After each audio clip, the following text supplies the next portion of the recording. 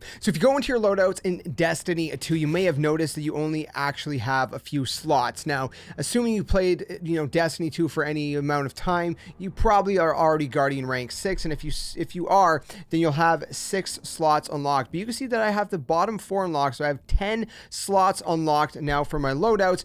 And if you need a few more loadouts, 6 isn't really a lot, especially if you want a bunch of different builds. Maybe you want to build for each single, subclass. Maybe you want one for PvP, one for PvE, maybe one for that's, more kind of catered towards dungeons, whatever it may be, right? You're going to need more slots. There's 4 additional slots, and you can unlock them through the Guardian ranks. Now, if you don't know anything about Guardian ranks, it's basically this whole new ranking system, which I talked about, and I do think it's flawed and it needs work, but that's a different video, which you've already talked about. If you do want to check out that video, it's already on the channel. Now, like I was saying, if you've already played for a while, you're probably going to have a bunch of stuff unlocked already, right? Like, it's pretty easy to get to 2 and into 3. So, again, if you've done some basic stuff in your playthrough, you're going to be 6 off the gate, right? Right out of the gate, which most people are. But to get to 7, you're going to need to do a few different things. One of the things has to do with lost sectors. So one of them is to complete a legendary lost sector on solo, but one of them specifically we're going to be talking about, actually, sorry, this was just 5 lost sectors on solo, not flawless, but this one here is flawless, solo, and legendary. So you're going to do a legendary lost sector, flawless, and solo. You can't bring anybody, and you cannot die. Now, unfortunately, I can't show you guys because I've already unlocked it, but if you actually go into your Guardian ranks and you hover over this one, it should say +4 loadouts on it, meaning when you complete this specific challenge, you don't need to complete all 7, because like you can see, I still have one more, which is to get my commendation score to 750, which takes a long time. You don't need to do all that. All you got to do is this one right here, flawless, solo, legendary, lost sector, and you're going to unlock 4 brand new loadouts. It really is that simple. You just do that, and then you're going to have 4 additional loadouts. You're going to have 10 total. Now, if you're wondering, first of all, I'm going to give you some tips and tricks how to get through this, but real quick, if you're wondering, are these are these across the characters or what? Each character that you have, so if you have 3 different characters, they each have 10 of their own subclasses. So you see I have 4 kind of slotted here on my hunter. If I go to, like, say, my Titan, which I actually haven't played yet this season, my Titan's going to have 10 blank slots. So again, you have 10 per character, so that's technically a total of 30, but again, it's only 10 per character. So how about lost sector? So at the time of recording this, now obviously by the time you watch this, there's no way this is going to be the lost sector. Just by the time this goes up, I mean, it's already the end of the day.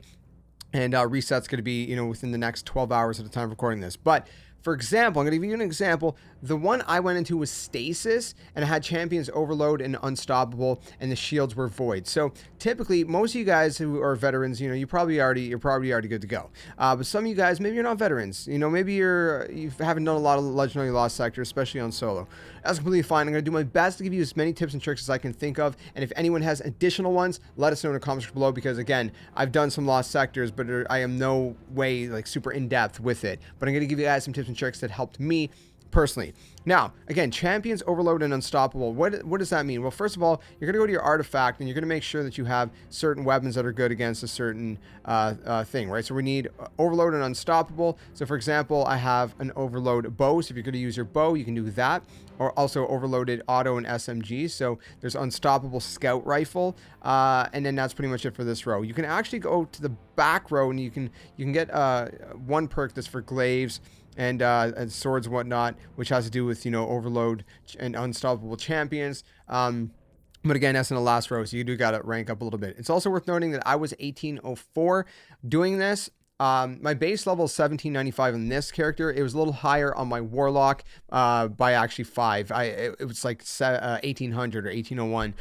But the reason I did it on my Hunter is because I got a really good stasis build. Now, that's the other thing. You're going to want to build towards whatever it is, right? Don't just go in there, willy-dilly or whatever the saying is. Try to make sure you got your build good to go. Now, I can show you what I got going on here for my build, but it's not going to really matter if it's not stasis. If it's stasis, you can go ahead and, use this build. I think it's really OP. It regenerates these dusk field grenades very quickly, and I use that a lot to freeze the enemies and stun them, and it's just a good time.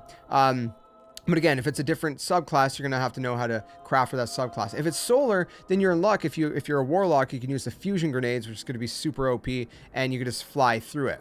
Otherwise, you're not going to be able to do that. So in my case, it was strand and strand damage, right? If you go back to the it was on the Dreaming City. It was stasis.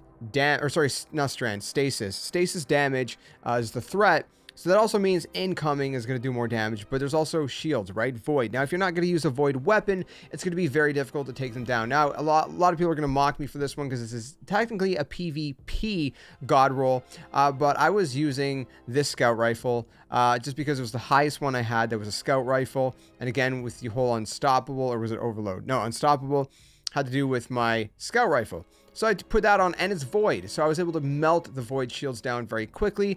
Then my bow, ironically, is not strand, my goodness, stasis. And so the stasis obviously helps as well. Not maybe the greatest weapon to bring in with me. There's probably way better options, and this is probably why it took me 6 tries to do it. I almost got it a few tries, but anyways. And then I brought just a Storm Chaser. Yes, I know linear fusion rifles this season are, you know, they've been nerfed, whatever. It's just what I had. The point is, if I could pull it off with this setup, you guys can pull it off pretty fairly. Now, obviously, you're going to want to go into your mods as well, right? You're going to want to put on mods that are good, right? So, for example, you're doing this solo, you know, something like recovery means that it's going to increase the speed at which you regain lost health. Something like resilience means that the incoming damage you take, it increases the amount you can take of damage, right? And it also reduces the amount of damage you take when breaking out of stasis, which is going to help you if it's a stasis threat, right? So obviously resilience and recovery could, you know, greatly help you out in kind of, you know, tanking up a little bit if you want to kind of buff that up. That's kind of what I went for personally, as high as I could with the gear that I had. And again, you could put some, you know, buffs, for example, right? I got a resilience buff here, another resilience, recovery. I got a bunch of recovery and resilience buffs on all my armor, different things like that. I got things like each time I pick up an orb of power, it replenishes some of my health, different things like that. Again, these might not be the very best mods. I'm still trying to learn the best, you know, builds with mods. I didn't pay attention to them for like multiple seasons. I only started really kind of digging into it for the most part. But my point being is, look at the mods and see what sounds like it could help you, right? If you go into something like this, right, you go under the mods and you just look around, you see like, okay, what can help me in this, right?